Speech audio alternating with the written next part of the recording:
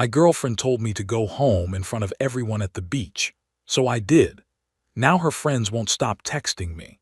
I need some perspective because I honestly don't know if I overreacted or finally did something right. I've been dating Talia for a year and 8 months. She works in event planning and PR, super outgoing, lives for social media moments and the vibe. She's the type who needs to document everything, who thrives on attention and being the life of the party. I'm a project manager for a construction tech company. Pretty quiet guy, not big on making scenes or being the center of attention. I like a few close friends, I like meaningful conversations, I'm comfortable with silence. We've had our differences but nothing major until this trip. Here's the thing that's been bothering me for a while now. Talia is what I'd call overly friendly with other guys. Like touchy, lots of inside jokes, that kind of thing. Standing really close when she talks to them, laughing at everything they say even when it's not funny, finding excuses to touch their arm or shoulder.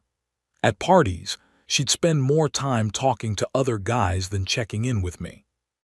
I'd be standing there like furniture while she worked the room. Whenever I've mentioned it, she hits me with "you're overthinking," or "why are you so insecure?" Or my personal favorite, "that's just how I am. If you can't handle me being friendly, that's your problem." She'd make me feel like I was this uptight, jealous boyfriend for having basic boundaries. So I started wondering if maybe I was being paranoid. Maybe I was the problem. Maybe this was just what modern relationships looked like and I was being old-fashioned. Last weekend, we went on a beach trip to the Florida Keys with her friend group, about 8 people total.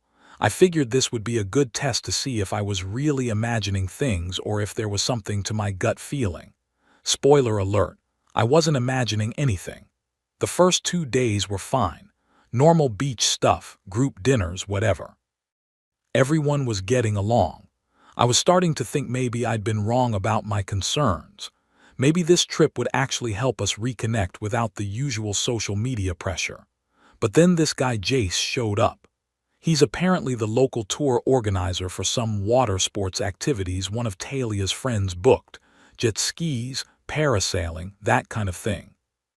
Good-looking guy, tattoos, that effortlessly charming vibe that comes from talking to tourists all day. You know the type. The kind of guy who knows exactly how good-looking he is. From the moment he arrived, Talia turned it on. Loud laughing at everything he said, even things that weren't jokes. Constantly asking him questions about the Keys, about his life, about the best spots to watch sunset. Touching his arm when she talked. Playing with her hair, the whole performance. At one point we were all at the beach and she asked him to put sunscreen on her back. I was literally standing right next to her holding the bottle and a towel. She'd asked me to grab them from the bag maybe 30 seconds earlier. She didn't even look at me, didn't acknowledge I was there. Just asked Jace with this big smile, "Could you get my back? I can never reach." I didn't say anything. Just stood there holding her sunscreen and towel like an idiot while she sat on the sand in front of this guy. I could feel my face getting hot, but I wasn't going to make a scene. Some of her friends noticed and got quiet. That awkward silence where everyone knows something's off but nobody wants to acknowledge it. A couple people looked at their phones. One person suddenly needed to go to the bathroom. Everyone found somewhere else to look. Talia noticed the shift instantly, and that's when she turned to me and said, loud enough for everyone to hear, "I just asked him to put sunscreen on my back. If you're jealous, go home." Everyone went dead silent. A couple people tried to laugh it off nervously. I just looked at her for a second, then said, "Okay, that's it. Just okay." I didn't argue, didn't yell, didn't try to explain myself to her friends. I just turned around and walked back to the hotel. Took a shower, packed my stuff slowly and methodically, checked flight prices on my phone. Found a red-eye leaving that night, booked it, checked out of the hotel around 11 p.m. and took an Uber to the airport. I didn't text anyone, didn't leave a note. She told me to go home, so I went home. I woke up the next morning to about 40 missed calls and probably 60 text messages. Most from Talia, but also from several of her friends. One message really stood out though, from her friend's boyfriend. "Bro, she's freaking out. The hotel says someone has to cover the booking." I haven't responded to anyone yet, Part of me feels like maybe I should have stayed and talked it out like an adult, but another part of me feels like I finally stood up for myself by just leaving, by taking her at her word. Was this petty? Should I have handled it differently? Update 1. It's been 3 days since I posted, and I honestly wasn't planning to update this soon, but things have escalated in ways I didn't see coming. So let me clear up the hotel situation since a lot of people asked. I didn't just bail on financial responsibilities. Before I left, I had already paid my portion of everything we'd agreed to split, my flight down there, my half of the accommodations I'd actually used, activities I'd signed up for. The issue was that Talia had booked the room under a package deal for the full week, and when I left early, the hotel wanted the remainder paid in full. That was on her booking, not mine. But here's the thing, she wasn't upset about me leaving. Not really. She was upset that I left her in a situation where she looked bad and had to deal with consequences. The text messages from Talia went through about 5 different stages, and watching the progression was almost fascinating in a clinical way. Stage 1 was anger. You're being ridiculous. You embarrass me in front of everyone. This is so childish. You're making a scene over nothing. About 15 messages of this, each one trying to make me feel like I was the unreasonable one for doing exactly what she told me to do. Stage 2 was deflection. It was just a joke. You know I didn't mean it literally. You're overreacting to a harmless comment. Everyone else understood I was kidding. Why are you being so sensitive? This went on for maybe 2 hours, just variations on the theme of how I'd misunderstood her intentions. Stage 3 was panic. The hotel won't let us check out without full payment. My card got declined. They're saying there's a balance of $800. I need you to transfer money. This is when the tone shifted from angry to desperate. This is when I realized what she was actually upset about. Stage 4 was bargaining. Just send the money and we'll talk when I get back. I know you're mad, but don't leave me stranded. We can work this out if you just help me with this first. I promise we'll sit down and have a real conversation about everything. Notice how the conversation about our relationship was now explicitly tied to me sending money. Stage 5 was playing victim. I can't believe you'd abandon me like this. What kind of person leaves someone in a different state? My friends are looking at me like I did something wrong when you're the one who left. You're making me look bad to everyone I know. I didn't respond to any of it, at least not at first, but here's where it gets interesting. Yesterday morning, I got a message from Susie, one of the quieter girls in Talia's friend group. We'd talked maybe 3 times total before this trip. She sent me this. Hey Ryan, I wasn't going to say anything because it's not really my business, but I feel like you should know. The night before the beach thing with Jace, Talia was talking about you to a couple of us. She said she wanted to test how secure you are, and that she needed you to show some passion instead of being boring all the time. She literally planned to make you jealous. She even told Jace beforehand that she was going to flirt with him to get a reaction out of you. I'm sorry. I thought it was messed up then, and I still think it's messed up now. I read that message about 10 times, just sat there staring at my phone. She engineered the whole thing. It wasn't spontaneous. It wasn't just being friendly. She set up a situation specifically designed to humiliate me, and when I didn't react the way she wanted, when I didn't make a scene or beg or fight for her, she got mad that her little social experiment backfired. That's when I finally responded to her. Just one message. You told me to go home, so I did. Then I muted her number. Since then, I've gotten messages from a few other people in the group. It's clear the friend group is starting to fracture. Some people are defending her, the ones who are all about loyalty no matter what, but others are questioning her version of events. Apparently she's been posting Instagram stories with vague captions about knowing your worth and cutting out insecure energy. But here's the thing that's kind of satisfying in a dark way. Not everyone is buying it. Susie sent me another message saying that 2 people in the group chat called Talia out directly. One person said, "You literally told him to go home. What did you expect?" Another said, "Don't blame him for your mess. You embarrassed him on purpose." The group is splitting. And it's not over me, it's over the fact that people are seeing a pattern of behavior they've apparently tolerated for a while. I'm not celebrating or anything. This whole thing just feels surreal. I keep thinking about that moment on the beach, how confident she looked when she said it. Like she knew everyone would laugh, like she knew I'd just take it and shrink away. The fact that she'd planned it made it so much worse. I still haven't fully processed what this means for us. I guess I'm starting to realize there might not be an us to process. Update 2.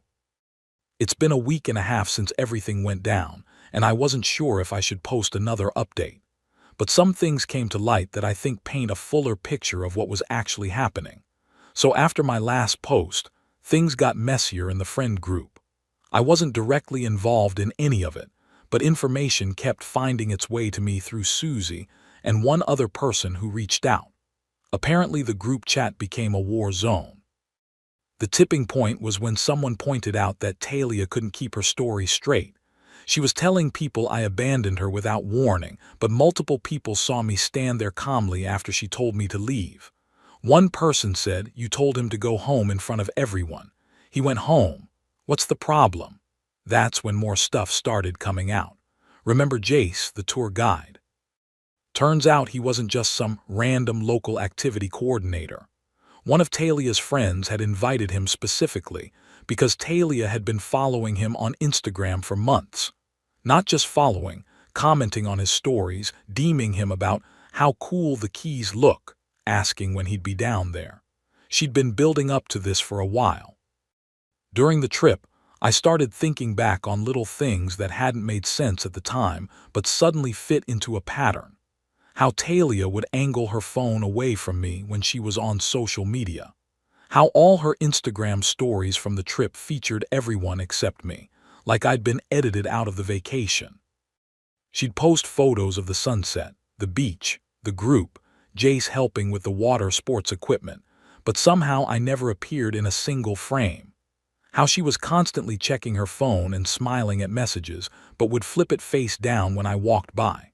How she'd excuse herself to take a call and come back 10 minutes later looking pleased with herself. I'd thought maybe she was just documenting the trip for her followers. Maybe she was being thoughtful by not posting couple content when we were with a group. I'd explained away every red flag because I didn't want to be that guy, the suspicious, controlling boyfriend she kept saying I was on the verge of becoming. Here's what really got me. One of her friends sent me a screenshot. It was from before the trip, from their group chat planning the vacation. Talia had posted asking if anyone knew hot local guys in Florida. Someone suggested Jace, mentioned he did tour guide stuff in the Keys. Talia responded, "Perfect. Ryan needs to see I have options." I stared at that screenshot for a solid hour, just trying to wrap my head around it, reading it over and over, looking for some alternative interpretation that would make it less calculated than it appeared. She wasn't testing my security. She was testing whether I'd stay around while she kept one foot out the door. She wanted me to see her options, so I'd know I was replaceable, so I'd work harder to keep her interested. It was a power move disguised as social behavior. The "go home" comment wasn't a slip of the tongue or a joke that went wrong. It was a declaration. You're just a prop in my life. Know your place. That realization hit different than the initial humiliation. Last Thursday, she called me from a different number. I almost didn't answer, but I was tired of the limbo, tired of wondering when the next wave of messages would come. Part of me wanted to hear what she'd say when she couldn't rely on text to carefully craft her message. Her voice was this weird mix of defensive and desperate. "You left me there to deal with everything by myself. Do you know how humiliating that was for me? My friends were asking where you went. The hotel staff was questioning me about the booking. I looked like an idiot." I let her finish. Let her get it all out. There was more, something about how I'd made her look unstable, and how she couldn't believe someone who supposedly loved her would do this. When she finally stopped to take a breath, I said, "Are you humiliated because you lost your boyfriend or because you lost someone to pay for things and watch you perform?" Silence. Long, heavy silence. I could hear her breathing on the other end, could almost see her trying to formulate a response that would sound good. Then she pivoted. "That's not fair. I never said, look, we can talk about this when I'm calmer, when we've both had time to cool down. But right now I need you to send money for the hotel charges. We can work through everything else after. And there it was. Even in this conversation, even knowing I'd found out about the planning, about Jace, about everything, she was still trying to manage me, still trying to control the narrative, still acting like financial leverage was the relationship. The vulnerability in her voice wasn't about missing me. It was about needing something from me. I told her, I'm not the structural support for your ego or your expenses. We're done. She got angry then, really angry. The desperation evaporated and the real feelings came out. Started yelling about how I was abandoning her in her time of need, how I was proving I never really cared, how she dodged a bullet because I was clearly not mature enough for a real relationship, how I was showing my true colors and she was glad to see this side of me before it got more serious. I didn't argue. I just said, you told me to leave somewhere, you invited me, so I left. You don't get to be mad that I took you at your word. Then I hung up. I sent one final text. I don't need to fight about this. I'm just done being somewhere you let other people treat me like a joke. Then I blocked her number, blocked her on everything. I kept Susie and one other person unblocked just in case there was any actual emergency, but that's it. Since then, it's been quiet on my end. Susie told me Talia has been posting vague things about toxic masculinity and controlling behavior, trying to frame this as me being possessive rather than her being disrespectful. But apparently people who were actually there aren't buying it. I'm not going to lie, part of me is still processing. Part of me wonders if I could have communicated better earlier in the relationship. But the bigger part of me knows that no amount of communication would have changed someone who planned to humiliate their partner for entertainment. So yeah, that's where things stand. I'm done with the drama, done with the circus, just trying to get back to normal life. Final update. I promise this is the last one. I wanted to close out this story properly because a lot of you have been following along. It's been about 3.5 weeks since I left that beach. Everything has settled in ways I didn't fully expect, some satisfying, some just sad, all of it teaching me something I needed to learn. First, the practical stuff. Talia did eventually have to pay for the hotel. From what Susie told me, she had to call her mom and her older brother to wire money because her credit cards were maxed out. The hotel added late fees and some kind of penalty charge. Total damage was around $1,200. I felt zero guilt about that. She made her choices. She dealt with the consequences. But the financial hit kept going. Susie mentioned that Talia's mom was not happy about having to bail her out. Apparently this wasn't the first time Talia had overspent and needed rescue. Her brother made her sign something agreeing to pay him back monthly.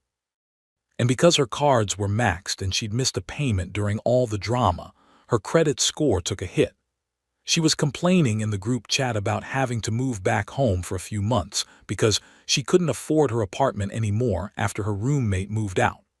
Turns out when you build a lifestyle around appearances and validation, the foundations are pretty shaky. The friend group situation played out exactly like some of you predicted. Out of the 8 people on that trip, 2 completely cut ties with Talia. They'd apparently been uncomfortable with her behavior for a while, not just toward me, but in general. The whole manufacturing drama for social media content thing had gotten old. They saw this situation as the final straw. 3 people stayed loyal to her, mostly the ones who are just as deeply invested in online validation as she is. They've been posting supportive comments on her vague Instagram stories, that whole Queens support Queens energy. Whatever. The other 3, including Susie, are kind of maintaining neutral distance, still friendly but not really going out of their way to hang out with her. Susie said the dynamic in that group is permanently weird now, and she's not sure it'll ever go back to normal. Now here's the part that I won't pretend didn't feel a little bit validating. Jace completely ghosted Talia. According to Susie, the day after I left, Talia started getting more obviously flirty with him, probably to save face or prove she still had it, or whatever. Jace was into it at first, he'd signed up for this dynamic from the start. But then the hotel payment drama happened and Talia started asking if he could help out with costs. He apparently made some excuse about having to get back to Miami early and just disappeared, stopped responding to messages, unfollowed her on Instagram. Gone. Turns out guys who are willing to be props in someone else's relationship drama aren't usually looking for anything serious. Who would have thought? The thing that really crystallized everything for me happened about 2 weeks ago. A mutual acquaintance, someone who wasn't on the trip, reached out asking if Talia and I had broken up because Talia was telling people I'd abandoned her during a vulnerable moment and was emotionally abusive. I didn't defend myself to this person. I just said we weren't together anymore and left it at that. But it bothered me for about an hour until Susie sent me something that made me realize I didn't need to defend myself at all. Someone in the friend group had screen recorded the Instagram story from that exact moment on the beach. You could hear Talia's voice clearly saying, "If you're jealous, go home." You could see me standing there, not making a scene, just standing there, then walking away. Susie said she and a few others made sure that video circulated in their social circle when Talia started pushing the emotionally abusive boyfriend narrative. Not to be malicious, just to provide context. The story died pretty quickly after that. People stopped asking me about it. Nobody was buying Talia's version anymore. I didn't need to say anything. The truth just existed. And that was enough. As for me, I've spent the past few weeks just living quietly. Went back to work, hung out with my actual friends, the ones I'd been neglecting because Talia always had plans that required my presence. Turns out I'd missed a lot. I'd been so wrapped up in managing Talia's social calendar and making sure I was available whenever she needed an audience that I'd let real connections slide. Went on a solo camping trip last weekend. Just me, my tent, and a lake in North Carolina. No cell service. No one to perform for.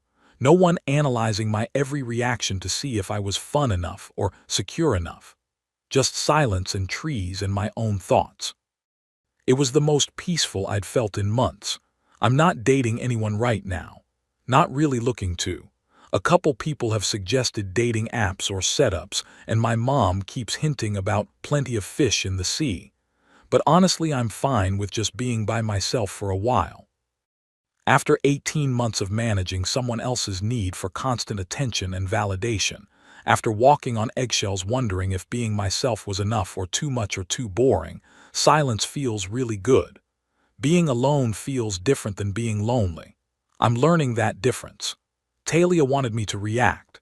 She wanted jealousy, anger, desperation, anything that would confirm I was controllable and she was valuable. She wanted to win. I chose to leave so I wouldn't lose myself. Last thing, a few people asked if she ever actually apologized or acknowledged what happened. No, not once.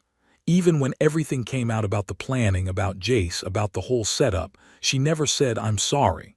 She said, "I'm sorry you felt that way, and I'm sorry this got so blown out of proportion, and I'm sorry you couldn't handle a joke." But she never said, "I'm sorry for disrespecting you. I'm sorry for humiliating you publicly. I'm sorry for treating you like you didn't matter." And that tells me everything I need to know about whether I made the right choice. So that's it. That's the end of this chapter. I'm not expecting to hear from her again. If I do, I won't respond. This story is over. Now I'm just moving forward. Building a life that doesn't need an audience to be meaningful. Finding people who see me as a person, not a supporting character in their show. And you know what? It's better. It's quieter, it's simpler, and it's better. Thanks for following this journey with me. I'm out. My girlfriend Brooke and I have been together for 2 years and 3 months. We moved in together last year, split rent on a decent 1-bedroom in Brooklyn. Things were good, or so I thought. Some background. I'm a software engineer, pretty quiet guy. I like routine, I'm reliable, I show up when I say I will. Brooke works in PR and she's more outgoing than me. When we first got together, she said she loved how steady I was compared to her ex Tyler, who apparently was this unpredictable guy who treated her like garbage. I was happy to be the opposite of that. But over the past few months, Brooke started making these comments. Like when I'd suggest staying in to cook dinner, she'd sigh and say Tyler would have had us out at some new rooftop place by now. Or when I'd buy practical gifts, she'd mention how Tyler knew how to surprise a woman. I tried to brush it off as her just talking, but it was getting under my skin. Last Saturday was her 26th birthday. She wanted to celebrate at this trendy rooftop bar in Manhattan, expensive place, but I figured it was her birthday. About 15 people showed up, her work friends, some college friends, my buddy Josh and his girlfriend Rachel. Everything was fine until around 10 p.m. We're all sitting at this long table, drinks flowing, everyone laughing. Brooke had been drinking since we got there at 7, not sloppy drunk but definitely looser than usual. Then someone brought up relationships. I think Rachel was talking about how Josh surprised her with concert tickets. And Brooke just let loose. God, I wish Justin would do something spontaneous like that, she said, loud enough for the whole table to hear. Tyler used to surprise me all the time. That man knew how to keep things interesting. I felt everyone's eyes on us. Josh shot me this look like yikes.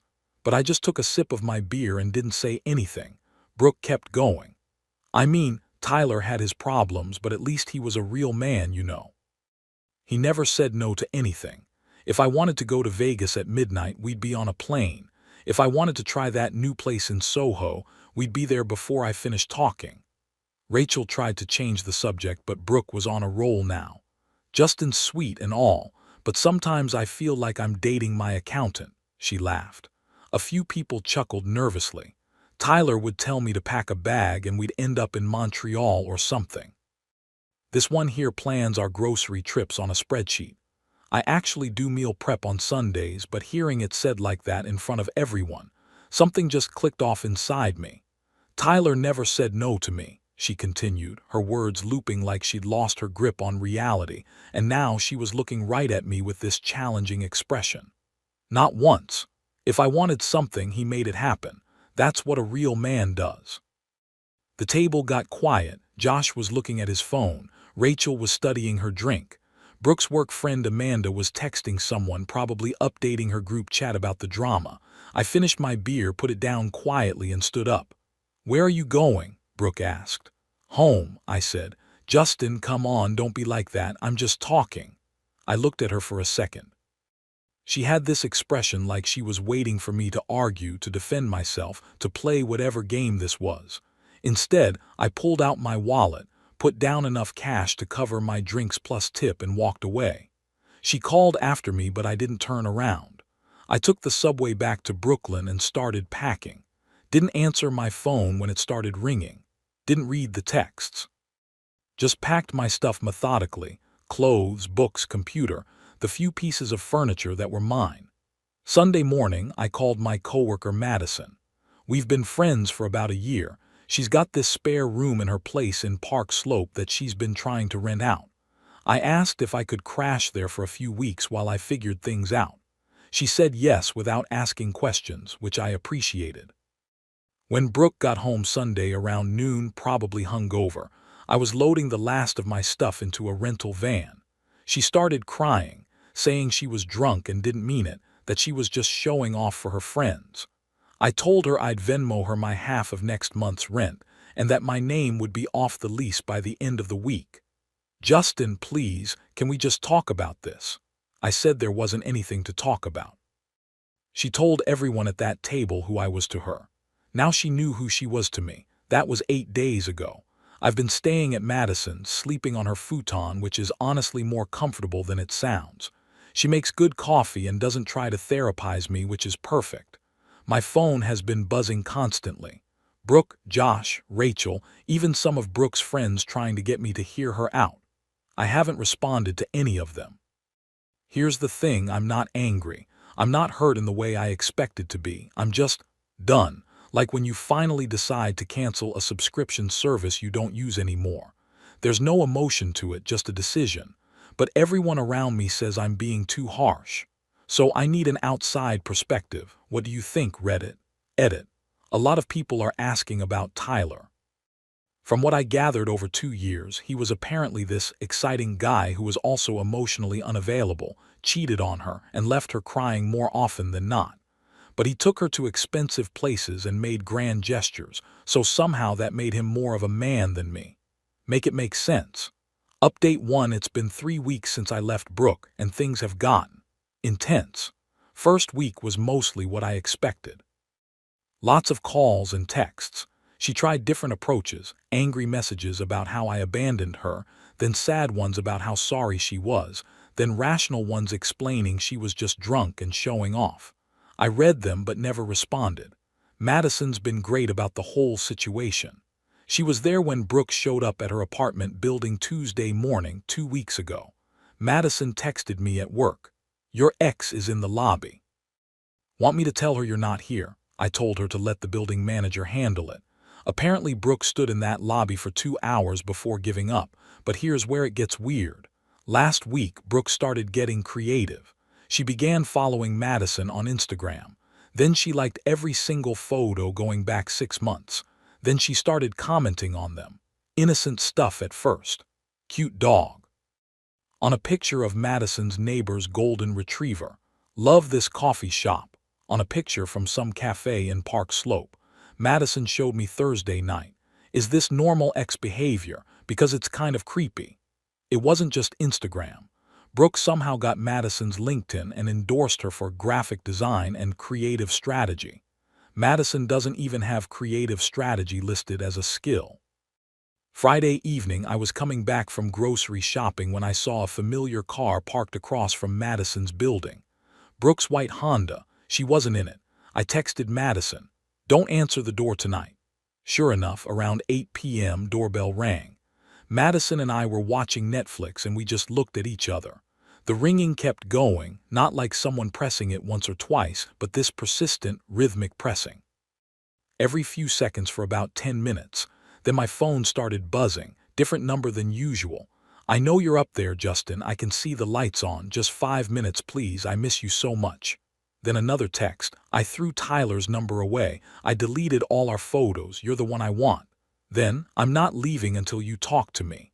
Madison was getting annoyed. "Want me to call the cops?" I said no, let's just wait her out. We turned the TV volume down and waited. Around 10:30 the text stopped and the car was gone when I checked. But the next morning she was back. This time she'd brought coffee and a box from our favorite bakery. She left them by Madison's door with a note. "I know you still drink your coffee black. I got those almond croissants you like. Please just talk to me. B." Madison found them when she went to walk her neighbor's dog. "Should I throw these away?" "Do whatever you want with them." She gave the coffee to her neighbor and ate one of the croissants. "Spite tastes pretty good," she said, which actually made me laugh for the first time in weeks. Sunday, Josh called, not texted, actually called. "Dude, you need to talk to Brooke. She's losing it." "Not my problem anymore, Josh." She came to our place yesterday crying for like 3 hours. "Rachel's fed up. She thinks you're being cruel." "I'm being cruel? Did Rachel forget what happened at that party?" "Look, Brooke admits she messed up. She was drunk and stupid and she's sorry. But this silent treatment thing is driving her insane." "Good. Jesus, Justin, when did you become so cold?" I told Josh that I became cold the moment my ex-girlfriend decided to humiliate me in front of 15 people and compare me to her toxic ex. I said if Rachel had a problem with how I was handling things, maybe she should have had a problem with Brooke's behavior that night. Josh got quiet. "She did say something to Brooke after you left." "What?" "She told her she was way out of line and that if I ever talked about her like that in public, she'd dump me on the spot. But she still came around eventually, so why won't you at least hear Brooke out?" I explained to Josh that there was nothing to hear out. Brooke told an entire table of people that I wasn't man enough for her and that her ex was better than me in every way that mattered to her. What exactly was she going to say now that would change that? She was drunk, man. Drunk words, sober thoughts, Josh sighed. The conversation ended there. Tuesday, I was leaving Madison's building around 7 a.m. to catch the subway to work. Brooke was sitting on the steps. She looked rough, like she hadn't been sleeping much. Still pretty, but that put-together look she usually had was gone. "Please don't run away," she said when she saw me. "Just 5 minutes." I stopped but didn't sit down. "What do you want, Brooke?" "I want to apologize, really apologize, not just saying sorry. I was drunk and I was showing off and I said horrible things that I didn't mean." "You meant them." "No, I didn't. I love you. I love how stable you are, how I can count on you. Tyler was a disaster, Justin. He cheated on me, he'd disappear for days, he made me feel crazy. You make me feel safe. You had a funny way of showing it." She started crying. I know I messed up, but people say stupid things when they're drunk. You know I didn't mean it." I looked at her for a moment. She was waiting for me to soften, to tell her it was okay, that we could work through it. "Brooke, if you really loved how stable and reliable I am, you wouldn't have spent 2 years making me feel bad about it. You wouldn't have spent months comparing me to Tyler, and you definitely wouldn't have humiliated me in front of our friends." "It wasn't humiliation, it was you telling everyone at that table that I'm not good enough for you. That Tyler was more of a man than I am. That I'm basically your boring safety net." "That's not how I meant it. It's how you said it." She grabbed my arm. "Please, Justin, I'll do anything. I'll go to therapy. I'll never mention Tyler again. I deleted his number. I deleted all our photos. You're the one I want." I gently moved her hand off my arm. "I believe that you want me now, but you didn't want me 3 weeks ago. You wanted Tyler but settled for me. And the moment you had an audience, you made sure everyone knew it." I started walking toward the subway. "So that's it," she called after me. 2 years means nothing to you." I turned around. 2 years meant everything to me. That's why it hurt so much to find out they meant nothing to you. That was Tuesday. It's Friday now and my phone has been quiet since then. Madison says Brooke hasn't been back to the building. Josh texted yesterday. She's telling people you won't even let her apologize. Making you sound like the bad guy. I didn't respond to that either. Honestly, I'm sleeping better than I have in months. Madison's place is peaceful. We watch movies, cook dinner together sometimes, talk about work. No drama, no walking on eggshells, no wondering when the next comparison to Tyler is coming. I think I'm starting to understand that the relationship ended months ago. I just didn't want to admit it. Edit, for everyone asking, no, nothing romantic is happening with Madison. She's been a good friend during a difficult time, that's it. I'm not ready for anything like that anyway. A lot of people are sharing stories about being the safe choice after someone's toxic ex. It's validating to know this is a pattern and not just my specific situation. Update 2: It's been 2 months since I left Brooke, and I thought the worst was behind me. Then last weekend happened. Our mutual friends Sam and Alina got engaged, and they threw a party at this venue in Boston. Alina's family is from there, so they wanted to celebrate with both sides. I debated going since I knew Brooke would be there, but Sam's been a good friend for years, and I wasn't going to let her ruin another social event for me. Madison offered to come as my +1 for moral support, but I told her this was something I needed to handle alone. She made me promise to text her updates and gave me an out. If things got weird, I could call her and she'd fake an emergency. The party was at this nice restaurant with a private room. About 40 people, open bar, good food. I got there early, congratulated Sam and Alina, and positioned myself near some college friends I hadn't seen in a while, safe territory, people who weren't part of the Brooke drama. Brooke arrived an hour later with her sister Katie. She looked good, new haircut, this blue dress I'd never seen before. She spotted me immediately but didn't come over right away. Smart move, honestly. Let the evening settle first. I watched her work the room. She was being extra charming, laughing a little too loud at people's jokes, complimenting everyone. Classic Brooke in social situations, but turned up to 11. She was performing. Around 9 p.m. I was talking to my friend Dave about his new job when I felt someone touch my arm. "Justin, could I talk to you for a minute?" Brooke was standing there with this tentative smile. Dave immediately excused himself. Everyone knows the situation by now. "Sure," I said. "What's up?" She seemed surprised that I agreed so easily. "Could we step outside? It's kind of loud in here." The restaurant had this small outdoor seating area that was closed for the season, but the door was unlocked. We went out there and suddenly it was just us and the sound of Boston traffic. "You look good," she said. "Thanks. I've been wanting to talk to you for weeks. I kept hoping we'd run into each other somewhere, but I've been avoiding places where I might see you." She laughed nervously. "Right, yeah, that makes sense." We stood there for a moment. She was waiting for me to ask how she was, to make small talk, to give her an opening. I didn't. "Look," she finally said, "I know I messed up. Really, really messed up. What I said at my birthday party was inexcusable. Okay. I was drunk and I was trying to impress my work friends and I said horrible things about you that weren't true. If you say so. They weren't true, Justin. Tyler was a nightmare. He cheated on me constantly. He was emotionally abusive. He made me feel worthless. You're nothing like him and that's a good thing." I nodded. "Is there something specific you wanted to say?" She was getting frustrated with my non-responses. "I want you back. I want us to try again. I've been going to therapy. I've been working on myself. I understand now that I was sabotaging us because I was scared of how good we were together."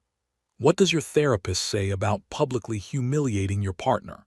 "She says I was pushing you away because I was afraid of being vulnerable, that I was testing you to see if you'd fight for me. And how'd that test work out? Not the way I expected." I looked at her for a long moment. "Brooke, I need you to understand something. I didn't leave because you hurt my feelings. I left because you showed me who you really are. That wasn't who I really am. It was exactly who you are. For months, you'd been telling me I wasn't exciting enough, wasn't spontaneous enough, wasn't man enough compared to Tyler. That party was just you finally saying it in front of witnesses. I was comparing us to an unhealthy relationship. You were comparing me to him and finding me lacking. Every time. You made it clear that I was your consolation prize." Her eyes were getting watery.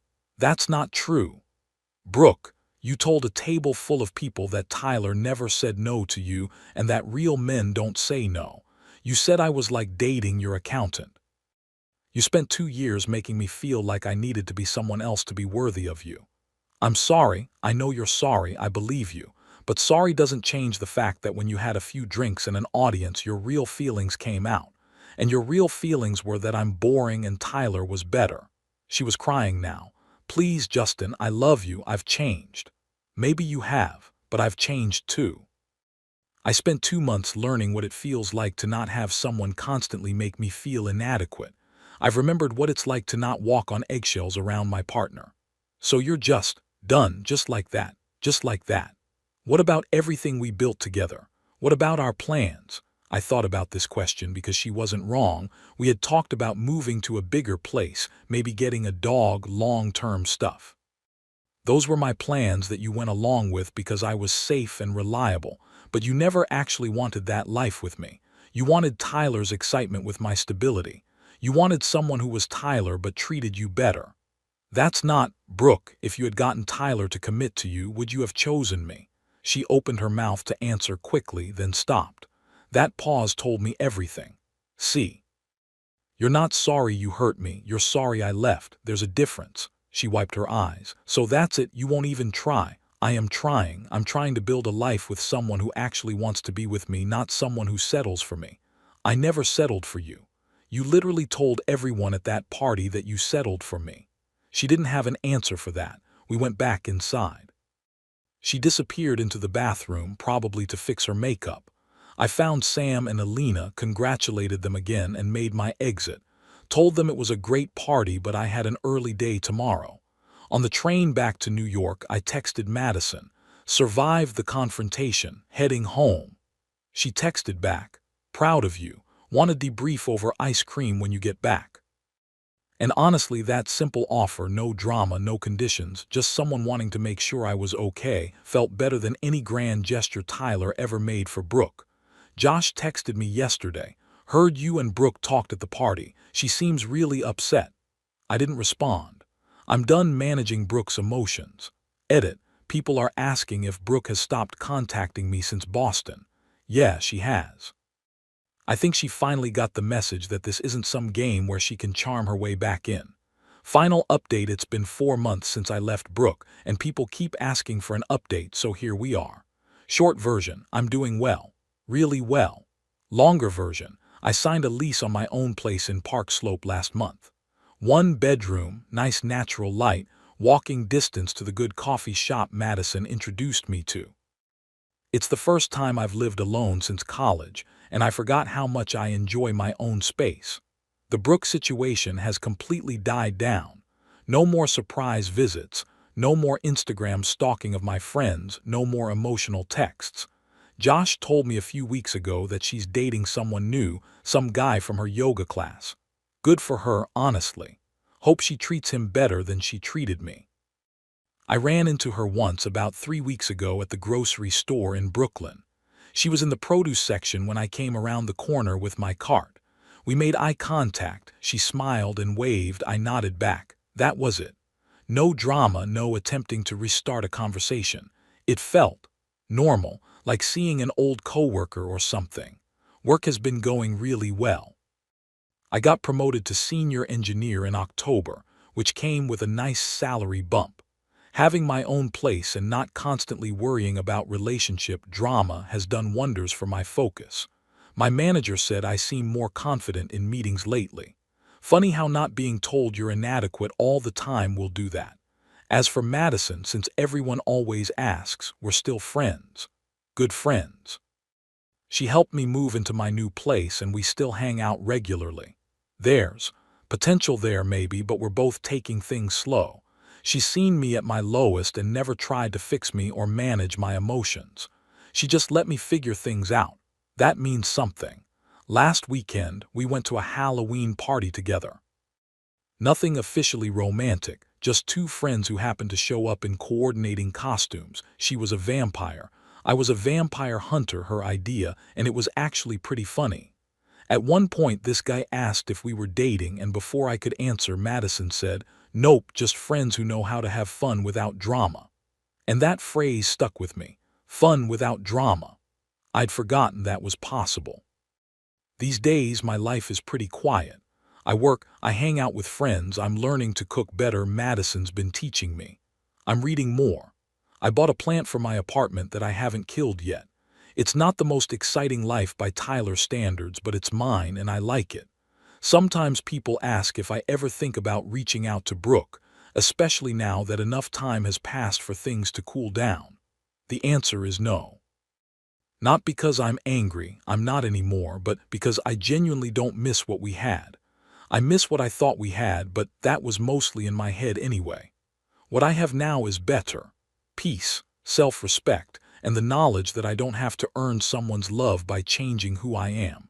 This will probably be my last update unless something major happens, which I doubt it will. Thanks to everyone who gave advice and support over these past months. This community helped me through a difficult time, and I'm grateful.